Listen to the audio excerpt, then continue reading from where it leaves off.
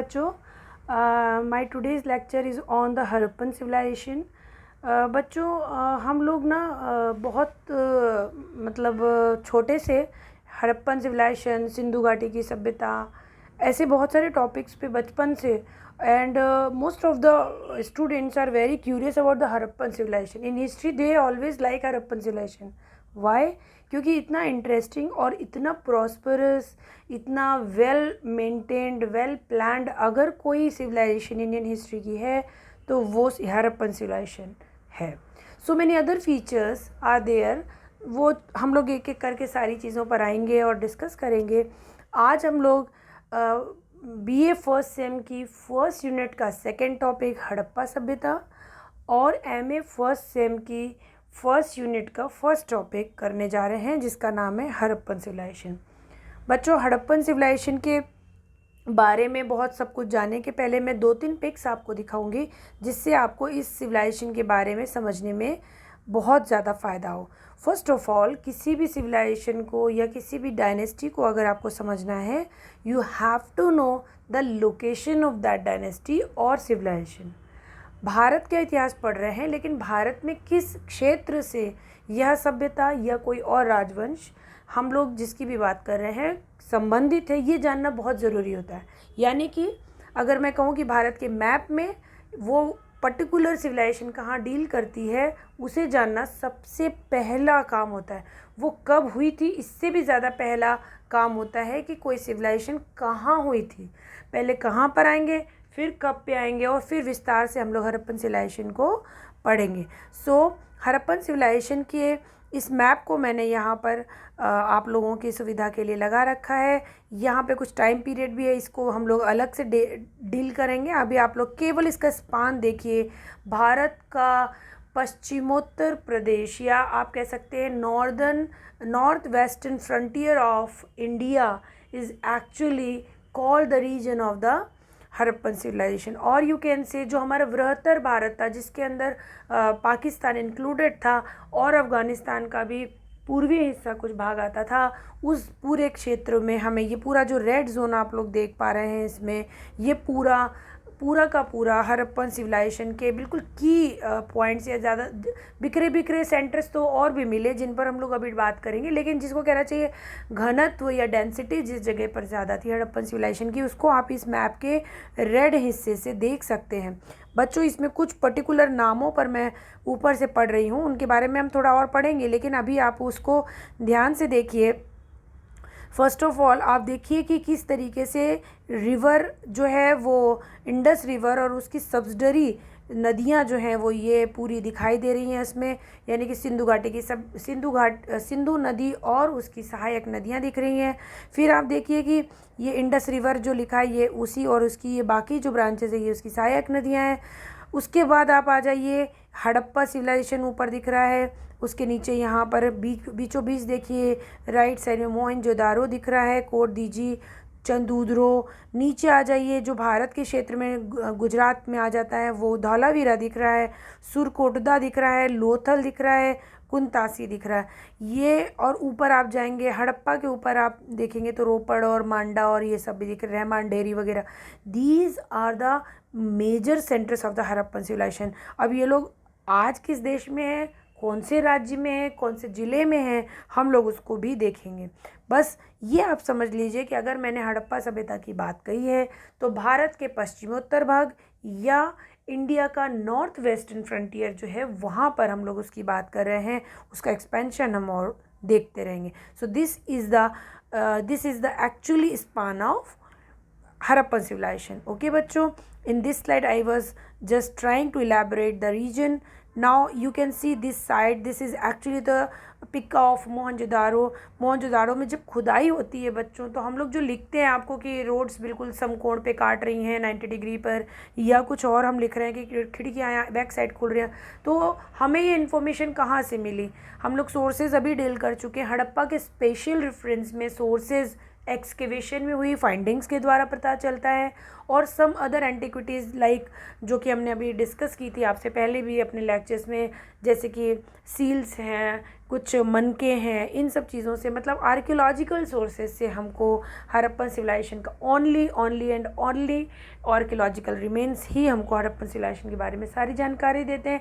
इसीलिए हम जब भी हड़प्पन सिविलाइजेशन में कोई लाइन लिखते हैं, ऐसा लगता है, ऐसा प्रतीत होता है, it seems, may be, possibility है, इन सेंटेंसेस को साथ में लेके चलते हैं, क्योंकि बहुत सारी चीज़ें अभी भी अनरिवील होना रह गई हैं। So this is my second slide, you can see the एक a view of Mohenjo-daro. Come to this seal, I will also show some seals also, पर अभी मैंने ये 3 ही स्लाइड आपके लिए रखी। This is very famous Pashupati seal, and इसका जो आप देख रहे हैं कि एक राइट वाला हिस्सा ठीक से बना नहीं है। इसको बाद के कुछ सील्स में इसको बना करके भी दिखाया गया कि ये कैसा रहा होगा, बट एक्चुअली जिस तरह से ये मिली थी एक्सकेवेशन में, इसका ये हिस्सा टूटा हुआ है, उसी तरह का आप लोगों के लिए रिप्लिका बनाने की कोशिश की गई है। सो दिस इज़ द सील। हम लोग इसके क्या क्या जानवर इसमें दिख रहे हैं और क्या इससे हमें इम्प्लाई होता है, इसको हम लोग आगे पढ़ेंगे। ये केवल आप लोगों को इंटरेस्ट क्रिएट हो आपके सब्जेक्ट के बारे में, इसलिए किया है। Now come to the literary part of the lecture. देखिए, हड़प्पन सिविलाइजेशन को जब आप लोग क्वेश्चन बनाएंगे इस पीडीएफ में ध्यान से देखिए। I have given 2 names, one is Harappan civilisation, the another one is Indus Saraswat civilisation. मैंने इसमें 2 सभ्यताओं के, इस सभ्यता के 2 नाम दिए हैं, पहला हड़प्पा सभ्यता और दूसरा सिंधु सारस्वत सभ्यता। You have to know why I have given 2 names, although you already name one name, जो कि सालों से आप लोग सिंधु घाटी की सभ्यता, Indus valley civilisation, you all know this। वो नाम मैंने यहाँ पे क्यों नहीं लिखा है, I am also going to tell you। सबसे पहले ये हड़प्पा सिविलाइजेशन इसको इसलिए कहते हैं because this civilization actually first time found in the Harappa. इसकी क्या कहानी थी और किस तरह से इसको रिवील किया, ये सब भी बातें हम लोग करेंगे। हड़प्पा सभ्यता पहली बार इस सभ्यता को पहचाना गया था इस जगह से, इसलिए इसका नाम पड़ गया हड़प्पा सभ्यता। So if I write Harappa sabhyata, Harappa civilisation, then it's a right vocabulary, but never write Indus valley civilisation. ये अब एक आउटडेटेड नाम रह गया इसका। सिंधु घाटी की सभ्यता नाम जो है बहुत पुराना नाम हो गया। क्यों? क्योंकि नीचे नाम देखिए क्या लिखा है, सिंधु सारस्वत सभ्यता। इंडस वैली सिविलाइजेशन इसको इसलिए कहते थे क्योंकि सिंधु नदी के तट पर यह सभ्यता पाई गई थी, बट लेटर जो हमारी साइट्स आई वो सरस्वती नदी के तट पर भी पाई गई। तो जो मेजर साइट, जिन मेजर रिवर्स के और उनकी उपसहायक नदियों के किनारे पाई गई, तो नाम बदल के इंडस वैली सिविलाइजेशन को इंडस सारस्वत सिविलाइजेशन या सिंधु सारस्वत सभ्यता कहा गया। This is the most latest name of this civilisation. So ये 2 नाम आपको पता होना चाहिए। In common language you can use Harappa sabhyata as a chapters name. अब हम लोग इस पूरे लेक्चर में, इसमें एक्चुअली ये एक में कंप्लीट नहीं होगा, I will give you more than 1 lecture on the Harappan civilisation, पर हम लोग क्या क्या डिस्कस करने जा रहे हैं ये आपको एक मैं पॉइंट्स बना के दे देती हूँ। Points we are going to discuss, कौन कौन से बिंदु हम लोग इस लेक्चर के दौरान या इसके आगे आने वाले लेक्चर के दौरान करने जा रहे हैं, उनकी बात कर रही हूँ। Number 1 is the time period और द फेजेस। हिंदी वाले बच्चे इसको लिखेंगे तिथि, टाइम पीरियड मतलब तिथि, और फेजेस में लिखेंगे हड़प्पा सभ्यता के चरण, इसको लिखेंगे हड़प्पा सभ्यता के चरण। नंबर 2 देखिए स्पान ऑफ द सिविलाइजेशन, यानी कि हिंदी वाले लोग लिखिए सभ्यता का विस्तार, यानी कहाँ कहाँ वो फैली थी। जैसे हमने अभी एक मैप में आउटलुक लिया, हम उसको पूरा डिटेल में आप लोगों को समझाएंगे। The 3rd point is the major centres, प्रमुख केंद्र, केवल उनके नाम और वो किस जगह पे पाए जाते हैं, क्योंकि आपको पता होना चाहिए सब मेजर सेंटर्स कहाँ कहाँ पर भारत और पाकिस्तान में मिलते हैं। The next one is the specific features, विशिष्टताएं, प्रमुख विशेषताएं। इसमें आप देखिएगा साइड में मैंने इम्पॉर्टेंट भी लिखा है, this is very important question. अक्सर हड़प्पा सभ्यता में पूछे जाने वाले प्रश्नों में यह प्रश्न बहुत पूछा जाता है, प्रमुख विशेषताएं हड़प्पा सभ्यता की। And the last one is the decline of the civilisation, सभ्यता का पतन। बच्चों ये अगर 5-6 पॉइंट जो मैंने दिए हैं आप लोगों को, टोटल 5 पॉइंट्स, ये अगर आप अच्छे से करते हैं, it gives the whole information about the civilisation. तो वो क्या क्या कैसे कैसे डील करना है मैंने इसीलिए एक साथ आपको लिख दिया। अब हम लोग एक एक करके सारे पॉइंट्स को उठाएंगे। The first point is the time period. बच्चों तिथि निर्धारण, काल सिंधु सभ्यता का काल, सिंधु सभ्यता की तिथि या टाइम पीरियड, आप कुछ भी लिख सकते हैं। आप लोग इसमें 3 पॉइंट डालिएगा। Number 1 is the early Harappan phase, number 2 is the mature Harappan phase and number 3 is the late Harappan phase. पहले पॉइंट को हिंदी में लिखेंगे, जो अर्ली हड़प्पन फेज है इसको लिखेंगे फर्स्ट पॉइंट को हड़प्पा की पूर्वकालिक अवस्था, हड़प्पा की पूर्वकालिक अवस्था। फिर मैच्योर हड़प्पन फेज को आप लिखेंगे हड़प्पा की परिपक्व अवस्था, हड़प्पा की परिपक्व अवस्था। और लेट हड़प्पन फेज को आप लिखेंगे हड़प्पोत्तर काल, हड़प्पोत्तर काल यानी कि हड़प्पा सभ्यता के बाद का काल। और उसमें आप लोग अपडेट्स पे आ जाइए। फर्स्ट टाइम पीरियड आप देखिए, उसमें लिखा है the early Harappan phase which is from the 3300 to 2600 BC, यानी कि 3300 BC से लेकर के ईसा पूर्व से लेकर के 2600 ईसा पूर्व तक हम वो फेज़ मानते हैं जब हड़प्पा सभ्यता का प्रारंभिक काल था। और जिस बात की हम लोग करते हैं हड़प्पा में ये है, हड़प्पा में वो फेज़ से पूर्ववर्ती फेज़ था, यानी कि पहले का फेज़ था। उसके बाद देखिए the mature Harappan phase which is from the 2600 to 1900 BC, 2600 ईसा पूर्व से 1900 ईसा पूर्व तक परिपक्व हड़प्पा का काल माना जाता है। ये काल बहुत महत्वपूर्ण है। क्यों है? क्योंकि इस पूरे काल में जो हम हड़प्पा के विशेष गुण पढ़ते हैं या सारी बातें हड़प्पा सभ्यता करती हैं वो यही फेज़ था। इसके पहला वाला फेज़ जो बन रहा है और इसके बाद वाला फेज़ पतनोन्मुख वाला काल है, डिक्लाइन वाला काल है। So this phase is very important, इसीलिए मैंने सेकेंड पॉइंट पे टिक भी लगा रखा है। The mature Harappan phase which is from the 2600 to 1900 BC लिखने की गलती, मतलब BC को AD या कुछ भी और लिखने की गलती आप लोग कभी मत करिएगा। What is the concept behind it, किसी दिन मैं ये भी आप लोगों को समझाऊंगी। Number third point is the late Harappan phase या हड़प्पोत्तर काल which is from the 1900 to 1300 BC, 1900 से 1300 ईसा पूर्व तक ये हड़प्पोत्तर काल चला, यानी कि हड़प्पा सभ्यता मिटते मिटते भी लगभग 600 साल ले गई, ख़त्म होते होते भी। सो इस तरीके से टाइम पीरियड जब हम लोग कहते हैं तो हम इस तरह से बांटते हैं। कभी भी आपसे पूछा जाए हड़प्पा सभ्यता का क्या काल है, you have to go for the 2600 to 1900 BC। The second phase is the actual phase of the mature Harappan phase, but yes early Harappan phase on the 3300, ये आप लोगों को ये भी पता होना चाहिए कि जिस मैच्योर की हम बात करते हैं वो कैसे डेवलप हो करके आया। So it is also very important. So this is the topic time period. This first topic I have completed. Now I am going to tell you the second topic which is the span of the civilization. बच्चों span का मतलब होता है विस्तार, यानी कि ये सभ्यता कहाँ कहाँ तक फैली थी। एक रफ आइडिया आपको मैप से लग गया होगा, बट और ज़्यादा हम लोग टेक्निकल जाने के लिए हम एक प्लस का साइन बना लीजिए।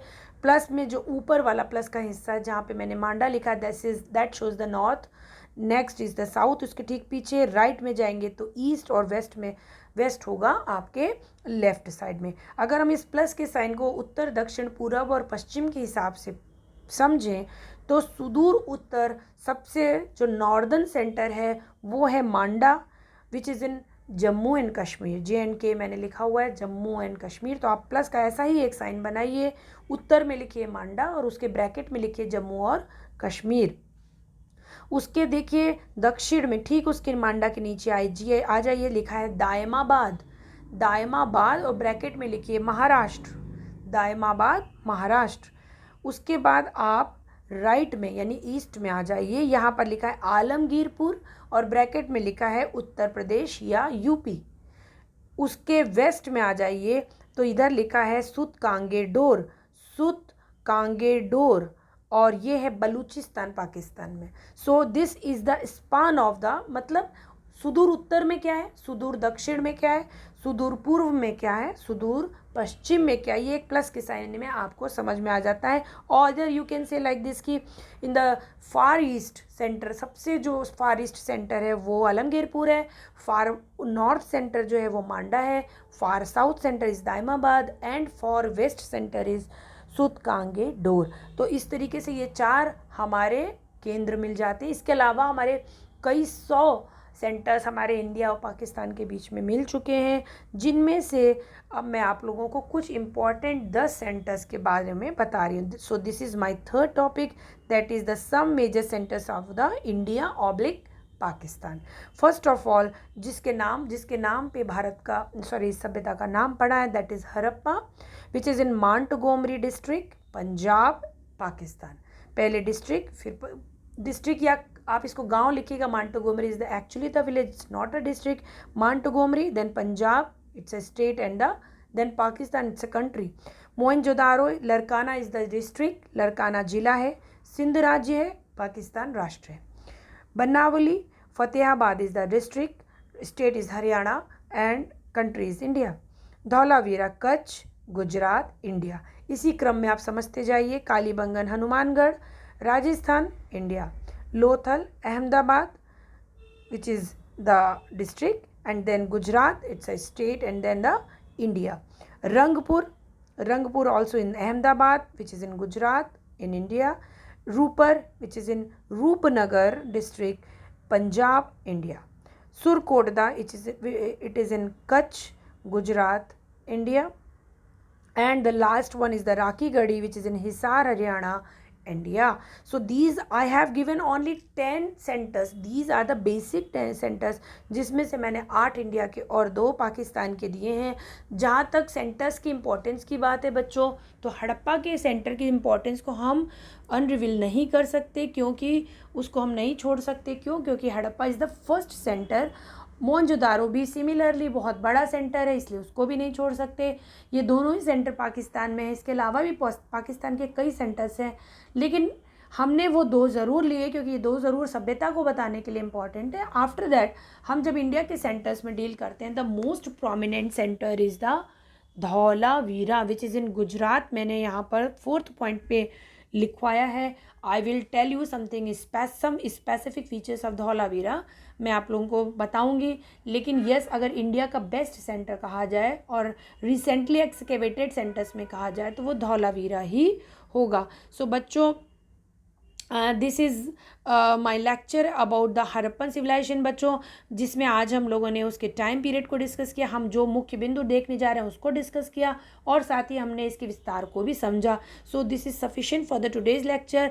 बचे हुए पॉइंट हम लोग दूसरे लेक्चर में करेंगे। इन लेक्चर्स में जो कुछ भी डाउट है, right it down and ask me in the Fridays lecture, zoom lecture. Okay बच्चों, तो हम लोग अब शुक्रवार के जूम लेक्चर पर मिलेंगे। Okay, bye and good.